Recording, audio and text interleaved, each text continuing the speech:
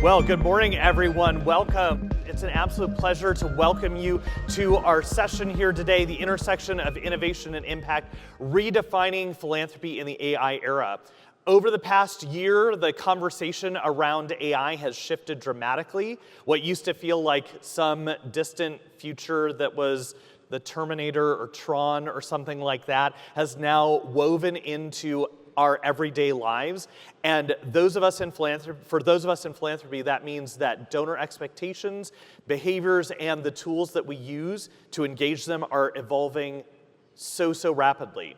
So consider this: in the last 12 months, more than 60% of nonprofit leaders say that they have tested or implemented some form of AI in their fundraising or engagement strategies in some way. Yet, at the same time, donors are telling us that they want some sort of human connection, not less. That's the crossroads that we're going to explore today with our incredible panelists. How do innovation and impact intersect? Where does AI make us better, and where does it lead with humanity? And to unpack those questions, I'm joined by two extraordinary leaders who bring their perspectives from very different corners of the philanthropic world. Jill Baltz is the Assistant Vice Chancellor at Vanderbilt University, has been leading efforts to integrate responsible AI practices into higher ed advancement. And Alyce De La Cruz is the Executive Director of Advancement Services at Hoag Memorial, who's pioneering how healthcare philanthropy uses AI for productivity and data standardization. Thank you both for being here. Really appreciate you. Thank you. So together, we're going to explore what's changing in donor behavior, how organizations are adapting, and where AI is driving innovation. We're going to start with really how shifting donor behaviors is impacting your organizations. So Jill, let's start with you. From your vantage point in higher ed, what are some of the most significant shifts that you're seeing in donor behaviors over the past few years that you've been at Vanderbilt? I think, and probably goes back a little longer than 5 years, but one of the main things is the inclination at all levels of donors that want to see more of the impact of their gift. So it's less about the typical lower level donors just giving to a generic annual fund or a generic school and not expecting anything. I think donors at all levels want to hear more about the impact of their gift, and they're looking for more specific causes. So, you know, on Giving Day, early on, we would focus on, you know, trying to push the schools and the unrestricted funds, and now in order to be successful, it's here are all the scholarships, here are all the student organizations, here are all the things you may have been invested in and cared about as students to try and maintain those donors. So would it be fair to say that it's less about general affinity to the school and more specifically about like identity and values and the student experience that we were talking about before? Exactly. Yeah, I think I mentioned before, I got roped in to giving to the University of Iowa debate team a few weeks ago. So I totally get that. And what about you, Alyce, at Hoag? What are you seeing at different donor behavior, shifting donor behaviors? Yeah, I think there's a lot of similarity. We really have, you know, at Hoag, we're known for a center of excellence. We have a current campaign, Boldly Hoag, which is an expansion of our Irvine campus. And so we're adding some really amazing services. And I think they just really want to know and see firsthand where their donations and where their participation is making an impact. And so I think it's similar to the higher ed. It's, you know, not so much the general annual giving appeals, where we have some really amazing stories as well. And we've really incorporated that in the last couple of years to have invite some of those patients to share their stories, their other peers in our community. And so I think that's been really important to help us grow and retain those relationships. And for both of you, do those trends tend to overlap with demographics at all? Do you see that shift? Or is it across the board? Yeah, I think, you know, our average donor is older. right now, I think our average donor is 70 is what we look at. Of course, at all levels of giving, that we go much lower. But I think that it really is not age specific. We really, all of our donors want to see the impact in real time, or first time they want to see how their contributions are making our community better. Gotcha. And so, Alyce, how is that changing or influencing how your organization is approaching philanthropy? How's that shifting the work that you're doing? Yeah, I think we're just, like everyone, trying to be innovative. We know we don't want to repeat the same old steps as we talked about yesterday. Yeah. We want to make sure that we are part of, innovation and utilizing emerging technology, but really still, we value our donor relationships so that we never want to feel like we're compromising those for sake of productivity or raising more money. And so we're really just trying to, how do we marry, and I think that's a challenge as leaders, how do we marry being innovative and taking advantage of emerging technology and helping and still cherishing and valuing those relationships with the donors, and really making sure that we are making an impact for our organization and our community that we serve. Yeah. Jill, what about you? I think a lot of it's similar. At the highest level, it's easier to devote the resources to making that experience more personalized. But what we're faced with, and one of our challenges, is how do you try and give a personal appearing response and experience at all levels to try and maintain and build those relationships. And how do you do it responsibly without it seeming impersonal when you're trying to make it seem personal, but you obviously can't devote the same level of staff when you have 16,000 donors as opposed to one major. Sure, yeah.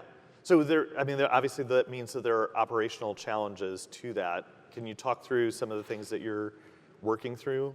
I think that's how we're trying to learn how to better use AI to, we look at a lot at it as some of our unstructured data, some of the notes and comments and large text blocks we have throughout the system, whether it's contact activity reports or notes, and how do we pull out some of those interests that might have been captured in there so that we can put it in a more structured way and then use it to act on and to follow up and know, okay, we have this new initiative on national security, or Dialogue Vanderbilt's a big one because of a lot of the work Vanderbilt's done around institutional neutrality. And so how do we find people that may have an interest in that to make more personalized outreach? So at Vandy, you have a unique data set because you have alums that have been around for a long time. You have a lot of unstructured data with notes. How are you thinking about using, whether it's AI or something else, to understand that data and their interactions and their student experience over that long history of time? A lot of it has been exploring different ways of AI to read through some of that unstructured data and prompt it, because we had a great conversation with some around this not too long ago, because we had some very technical IT people that were like, oh, we just need to pull it all out, put it where it goes, and we're done. And it's like no, it's not so much. No, because for our end users, we're never going to have it is not practical for us to force upon a DO who needs to create quickly a contact report to then say, and here are the 5 other fields you have to go to and put this very specific information. So it's more an ongoing process of how do we mine out what really could be structured data that's in those block texts like that, and create an automated way to structure it with,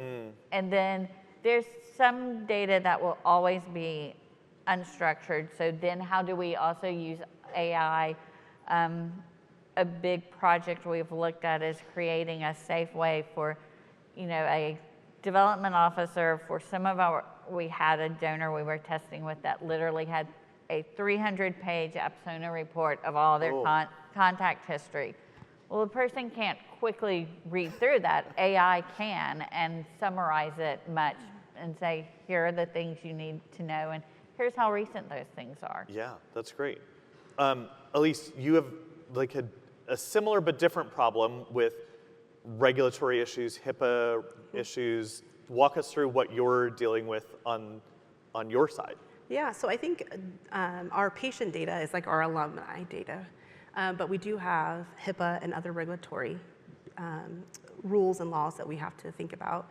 And, it's kind of a joke with my team a little bit, but unstructured data. So from the EMR, we get all kinds of interesting information. Like dead people getting resurrected, right? Yeah, exactly. One day, they're deceased, and 2 days later it's refreshed and they just came for a visit. And so, we really, our goal is always, right, as a supportive team to our development officers, we want to give them the best and most accurate information, but we always have to give a caveat that we don't own that data source, and so I can't, enforce better data entry standards. But my team really does quite a bit of cleanup. We take all of that data into our data warehouse, and then we apply all kinds of programming to it to structure it as best as we can. We still know that, it's not going to be perfect. We are currently, our data warehouse is in a virtual on-prem environment, and so we're moving to Azure Fabric. We're in the process of that today. And we really are excited about the coding assistance that AI is going to provide in Fabric. And that will also help us kind of clean and structure some of that data in a much faster way with, plain language prompts. And we're about 6 months to 8 months behind our enterprise data warehouse team. And so they're already seeing some of the benefit of being in Fabric and being able to clean up some of the data.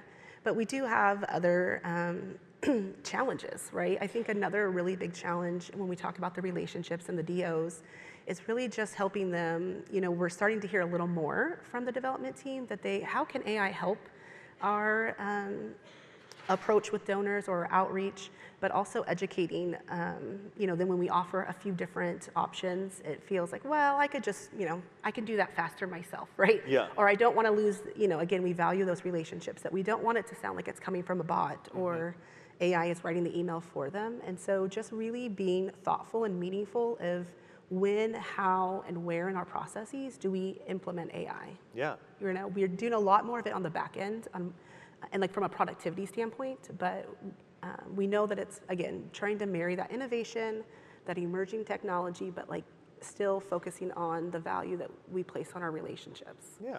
So, that's a great transition to our next section. We surveyed over 1,000 donors, and they told us it's 61%, a majority of them told us that they think that fundraising is one of the areas where AI can serve a purpose, and there obviously are great use cases in both of your scenarios for back-end functions of AI. So for both of you, let's start with you, Alyce, where have you started looking at front-end use cases of artificial intelligence? Where are those kind of first places, and where are you kind of headed towards fundraising applications of AI? Yeah, we're still exploring, but we were part of the beta team that tested the fundraising platform at the end of last year. So we have that slated for February of 26 to kick off that project. And so that will be our first real implementation of AI outside of a chat with Copilot. So we're excited for that, for the sequencing and understanding the actions and how our development team can really embrace that. But that's really the first place that we're planning and really implementing AI to help and see. We have some other projects with our marketing and communications team and our annual giving, but it really, for the frontline fundraisers, will be with the fundraising platform. Gotcha. What about you, Jill? We are taking a little bit more systematic approach. We have several internal committees that are we just did a survey of all our development staff, regardless of your role, to kind of see where each of our areas were and how they were thinking and feeling about AI, and figuring out where AI can help each of those teams, but also figuring out where our starting place was, because it's actually our development team that is pushing some of our AI efforts. And, we have some people way down here, and then we have a couple of DOs that are using it regularly, and it's trying to stay ahead of that to do it in a safe and secure way, because Alyce mentioned data security. While our data doesn't necessarily fall under federal regulations, for us it's the privacy standpoint. So how do we work with our teams to give them tools they can safely use? Yeah. Lucky for us, Vanderbilt as a university has built their own AI system that has been vetted and can secure for what we classify as level 3 data, which is our sensitive donor data. Okay. That I could log in and I could dump 300 pages of someone's activity report in, and you could log in and you would have no idea, or you couldn't the model isn't training on that data, so you wouldn't be privy to use it. So that's important with us. But even as Zoom meetings were popular and all, you would start seeing the AI notes joined this meeting or that, and vetting all of those, because if it's a Zoom meeting and you're talking about sensitive data, well, what's AI notes doing with that? So it's really trying to stay ahead of that, because you don't want to hinder people from using AI, but at the same time, we're very focused on making sure they do it in a secure way that keeps our data protected. So how is Vanderbilt, your team, Vanderbilt in general, managing policies around emerging technologies? Because obviously, like when Zoom came out, that was a thing, and now there's an exponential number of technologies that maybe a gift officer is just starting to use. If people follow the process, which hopefully most of them do, we actually have a process at Vanderbilt that's managed by Central IT, where if you are using any kind of technology tool, whether or not it requires procurement process, you have to fill out what is considered a VRA, a vendor risk assessment. Or if you are taking a tool that we may have used for years and using it in a different way or with different data, you're supposed to go through this process. And that's kind of the stopgap, that's to say, all of a sudden you want to take this data and use it in this way, and then it ultimately starts with VUIT security, but we have what we call data stewards in each area, so that they may say, from a security standpoint, this is fine, but now we have to check with the data steward to see, from a development standpoint, is this an appropriate use of the data? So that provides some safeguards, because he said there's one DO in particular that is way ahead on the AI curve, and I was in a meeting the other day with him and found out he probably submits like 5 VRA requests a day on new AI tools he wants to use. And it's like, oh, I wish you had looped me in to know everything you had vetted. So Alyce, same question around like how are you managing policies around emerging technologies, whether AI or not? I mean, I was at AHP last year, sat down with someone particularly like frightened by the fact that she said, our hospital foundation doesn't let us use anything in AI whatsoever. And I kid you not, she said, so I email stuff to my personal device, use AI on my personal device, and email it back to my work. Well, I hope that wasn't someone from my family. It was not. It was not 100%. And no if it one was, I don't want to know.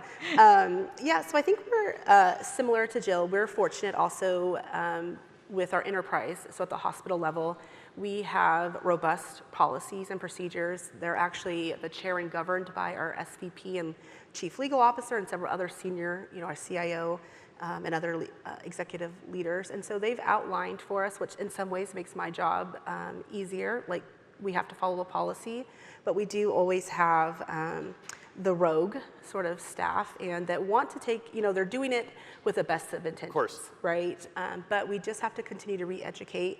We have to submit our requests. Those are reviewed and a recommendation is provided back if there is a tool that we already have in-house that we can use.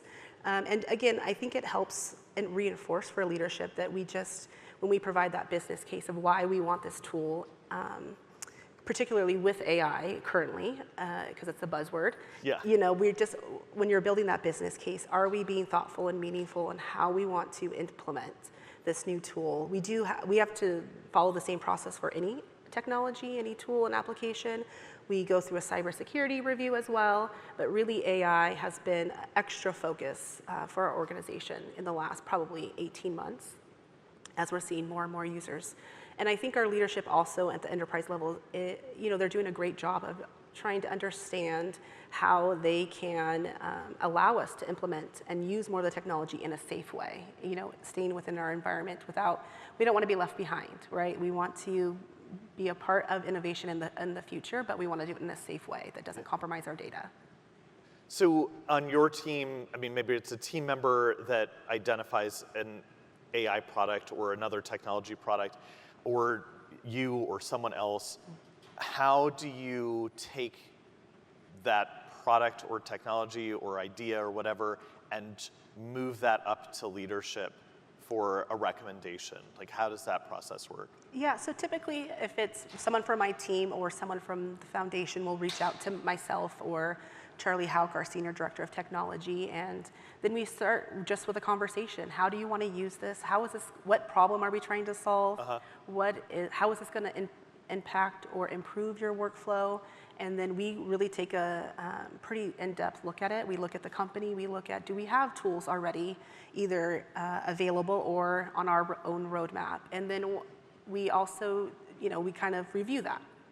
And if we feel like this is something that we should try to move forward with, then we'll put together a business case, and we have a whole process of submitting a request, and it goes to the right, senior leaders for approval and their support, and then we present those, and you do kind of have to go into a meeting with the leadership and really plead your business case, and sometimes it's successful and sometimes it's not. Yeah. So we try to do it sparingly. Luckily, for the most part, we haven't had to say no to something that we thought would truly be helpful. Once we kind of talk through, usually that first step with the requester, they kind of understand that, either they can't really articulate how it's going to improve. They just saw it at a conference or they saw it on a Zoom with a vendor and think this would be a great idea. So for the most part, we haven't had to say no to anything major that people really were passionate about when it comes to AI. Technology in general, yes. Yeah. I'm the bad cop. I'm definitely, the one that says no to things. But with AI, we haven't yet. And, so our leadership, and I know that they are working diligently to see how can we be part of the future in a safe way. Is there an example of something that you said yes to technology-wise that allowed your team to do something that was previously unimaginable? Well, I think just as the last couple of years, we've really built up our infrastructure at the foundation, at the Hoag Hospital Foundation. And so today, a lot of the different processes that were manual, truly with our implementation of going to Ascend from Razor's Edge, not to be biased, but we've really been able to automate so much of our workflow and just provide so much more data in a more structured and easily to find way that, to be honest, at first, I think it almost, they felt like the data wasn't there just because they weren't sure how to find it. And then once we showed them, it's been a big impact for them and really helped streamline their processes and being able to see the data. So there hasn't been really, outside of just our implementation and continue to customize and really optimize. That's been our theme this year for my team, and just making all of the data more accessible in an appropriate manner. That's great. Jill, what about you? Something that you've said yes to that's been revolutionary or really doing something that's been unimaginable previously? I think one of our biggest wins is that we created an automated brief that our DOs pull from the system, and it does include like I said, for some donors, that may be 300 pages of history that they can feed into Amplify, which is what Vanderbilt calls their campus AI tool. And we followed, in partnership with our research office, have partnered that up with a list of prompts, especially to train newer or younger development officers on here's how you can. Our research team may not do complete research for you on everything, but if you're going on qualification visits, here's how to best use this brief and Amplify an AI to get a quick history, the basics of what you may know on a donor that maybe has a long history with the university, but is new to you. Sure. And then here's a series of prompts to use to let you know what to do with that information. So it's really trying to use it as a training mechanism to kind of get our DOs on a level playing field where they're comfortable with using AI for some of that information.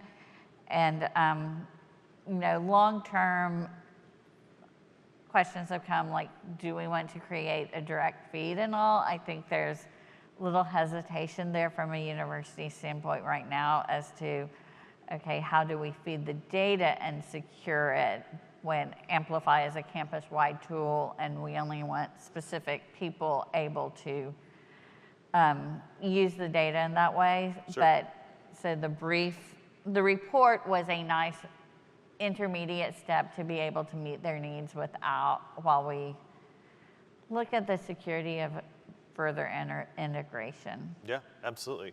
Well, and obviously, on both the institutional level, there's a concern around data and privacy of the donor records. For the 2 years that we've done the study with donors, and one of the top concerns on the side of donors was the lack of human touch in fundraising. So obviously, everyone's trying to balance the use of technology for efficiency and productivity with how do we maintain that humanness in the work that we do. That's incredibly important. So Jill, how are you and your team ensuring that AI-driven personalization doesn't feel robotic and impersonal to donors? I think that's why we have not made as much strides in using AI there, because we are trying to balance how we use AI to create efficiency without losing the relationship and the trust.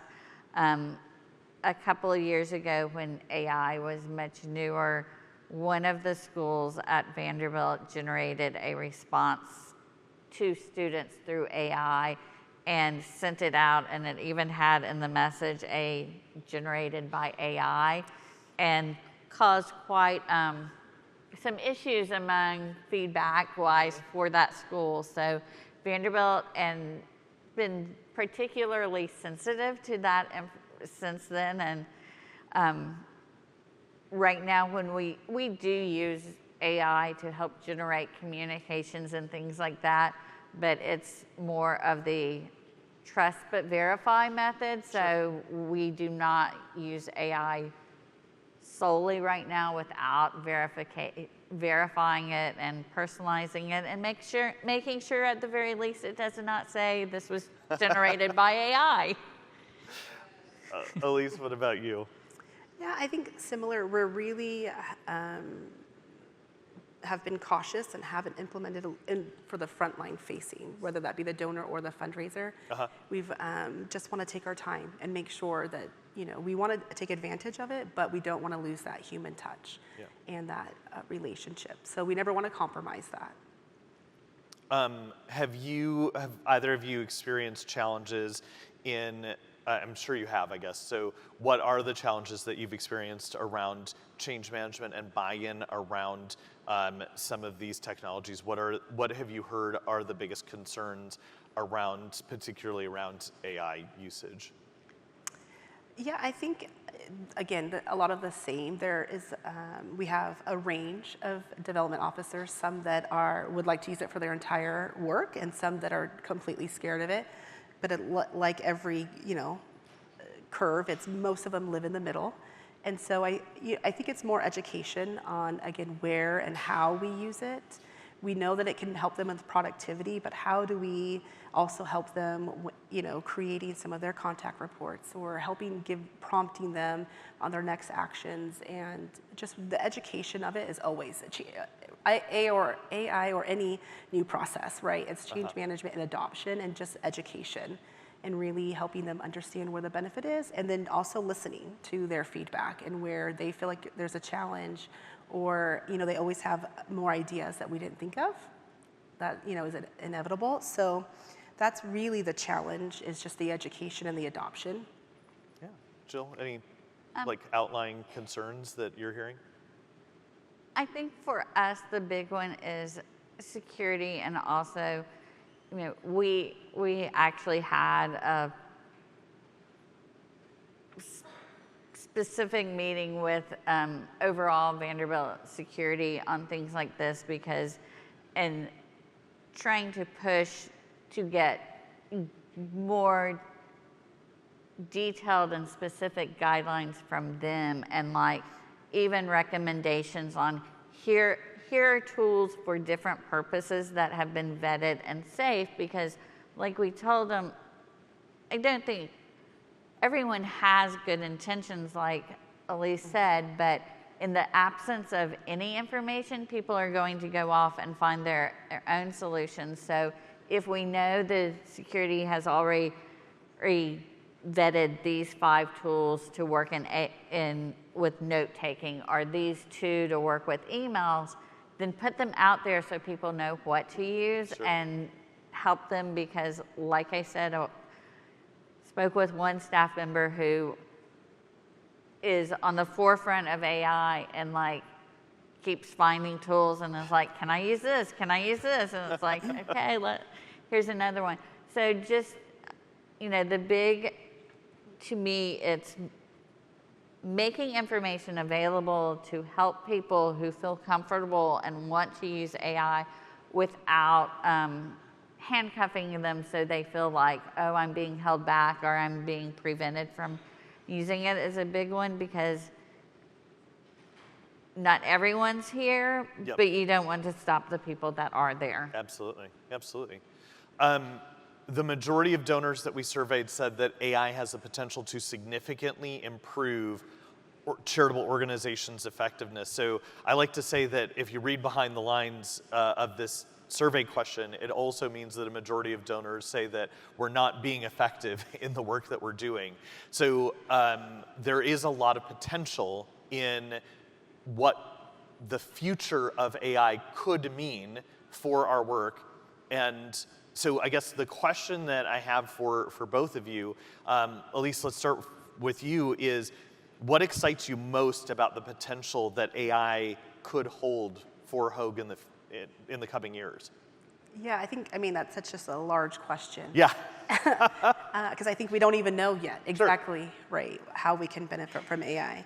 So again, from our team, we know that from the back end side, how much more effective and efficient we can be, which then frees us up.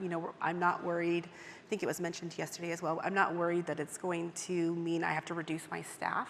It's just going to open up and allow us to have more time to be more agile, to provide more up-to-date and real insights for our leadership, to be more proactive in how. I think that's a really big focus for us, and really being able to mine our data in a much quicker way and push those analytics to our senior leaders to help them make those decisions. And whether that means confirming we're on the right road, right, with our current strategies, or do we need to pivot? And so I think that's exciting for us. And again, I think effectiveness is subjective as well. Is it just our productivity? Is it that we can put out appeals in a way that feels still like a human, wrote that from scratch? Or does that translate to more dollars and more donors? I mean, I think we still just don't know. So in a way, that's also exciting, because as we start to embrace more AI and really implement some of those features, I think then we'll see what some of those results will bring us. Yeah. Jill? I think for us, it circles back to some of the changes I've noticed, and donors feeling more, it's part of the rise of all the GoFundMes and crowdfunding in my mind, that donors want to be much more specific and intentional in our giving. And I hope AI allows us to better target that and take that into consideration, so that we aren't soliciting all of the College of Arts and Science alums for the College of Arts and Science, but we're really using the data we have about what clubs they were involved in, what sports they played, to know, they may not want to give to the College of Arts and Science. Maybe we should target them for this student organization, or because they were involved in this student organization, they may be interested in this research we have going on, or this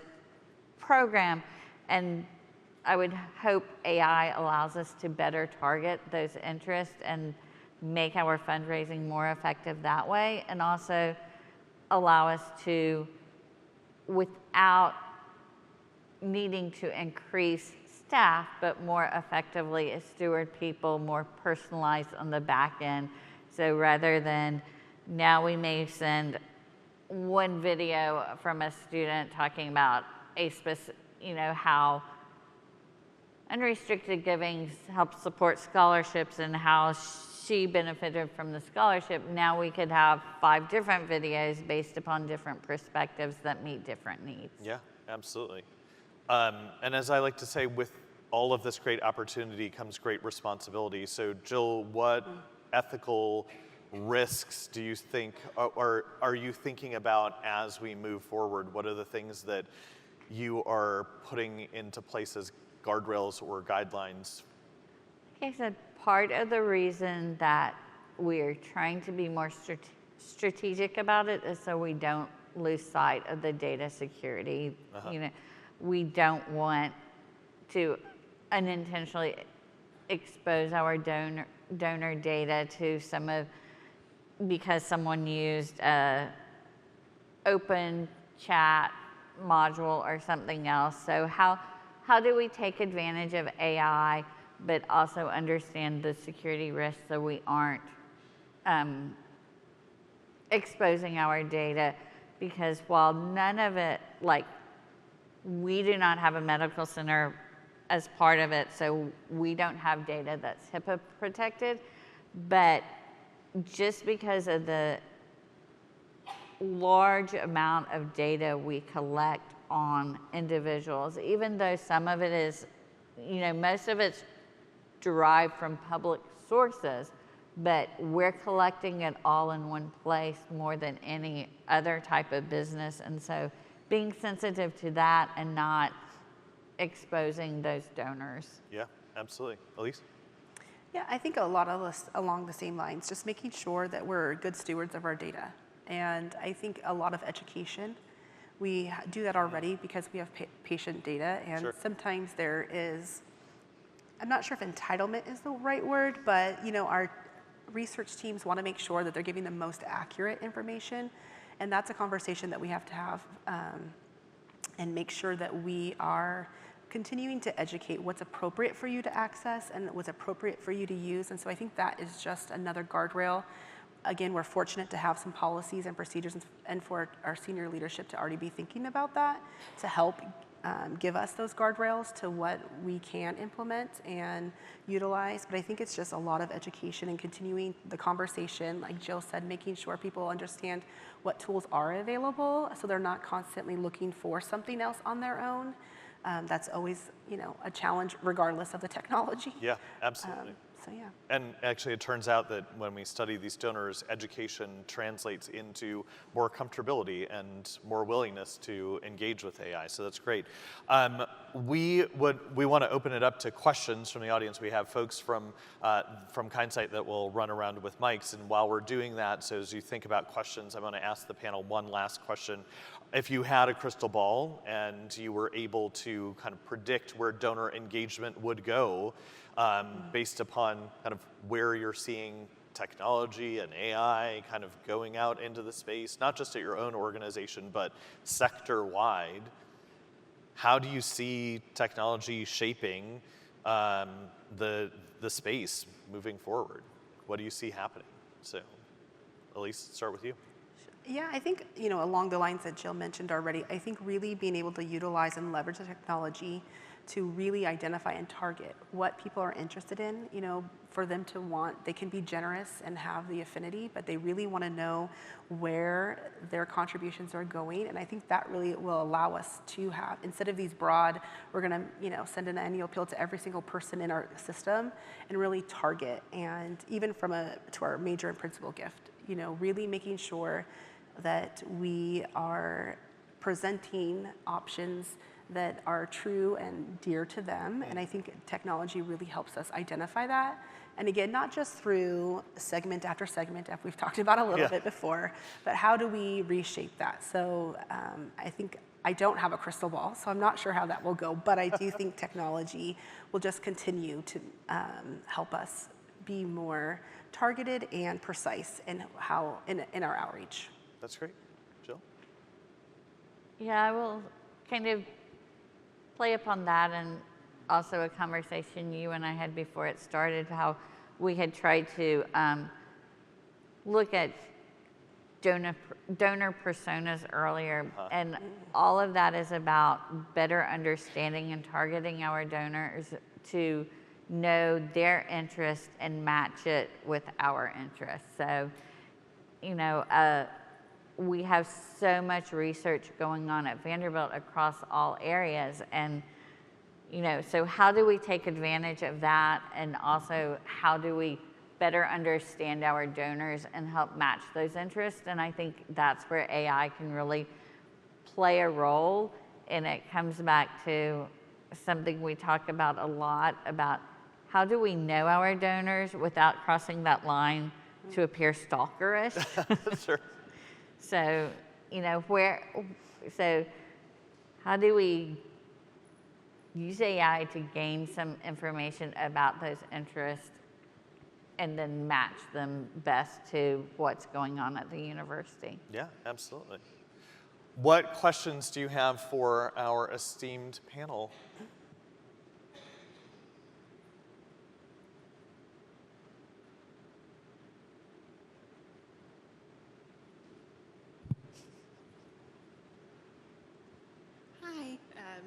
Ms. McMahon, I'm at the University of Tennessee, so a state neighbor of one of our panelists. So I feel like this is probably a question that doesn't just involve you in your decision making, but I'm just curious if there have been discussions at your institutions about something that I've seen maybe more socially than directly in my work, which is a strong negative reaction to AI. One, from an environmental sustainability perspective, but also, in certain key industries, kind of the way it can be used, a lot of fear and anxiety about the impacts on, creative pursuits and that sort of thing. So it can elicit a very strong emotional reaction from people in the community. So I'm just curious if there have been discussions, not necessarily about how we use AI, but how we communicate with our donors and our alumni, our communities about, something that can be so divisive, and how to handle kind of some of that reaction. So for us, I don't think that's really come up much for us. We haven't really had to have those kind of conversations. I don't know, Jill, if you... We haven't really faced anything like that. Like I said, we did have the most relevant instance we have is when a school did send out communications with that generated by AI, and we had a negative reaction. It was the situation. The email was supposed to be an email about a response that was not handled well within that school, and the comments had been that it was not a personal response. So to send out an email that had generated by AI just fed into that more, which is why Vanderbilt has been super sensitive about how AI is used. And like I said, a big part of our motto right now is trust but verify. So we may use AI to help generate communications, but it's not anything now that is not also proofread or read by a person to personalize it. So that's kind of how we're dealing with that. And other than, like I said, the feedback from that one specific communication, we have not encountered any more of that. I'll just add generally, there's a person behind that question, so I would engage with the person and their particular concern. This comes up a lot. I do talks on AI a lot. The environmental concern is real, obviously. The environmental concern is not limited to a large language model. That's significant, but when you think about AI implicating social media and email, it is not extractable. So any institution here or any person, if they stopped using ChatGPT, it would not mitigate the environmental concern. It is a problem, it needs to be solved, but if we all stopped using AI, it would not resolve the environmental impact. So it's about having the conversation with that person about the larger environmental issues that are at play and how do we address the larger environmental implications at play. With regard to intellectual property, those come into play when intellectual property is being violated. If someone's writing a song or writing a play or writing a book that's using that, when you're writing a fundraising appeal, you're not violating intellectual property at the same regard, especially if you're using essentially like an internal document that's not violating intellectual property. So in the use cases that we're talking about here, we're not engaging in that behavior. Are other people doing that? Absolutely. And those, like if someone's at Adobe is violating Ansel Adams' work, that's a different situation. So I would respond to the person and their concerns is how I would approach that. Other questions?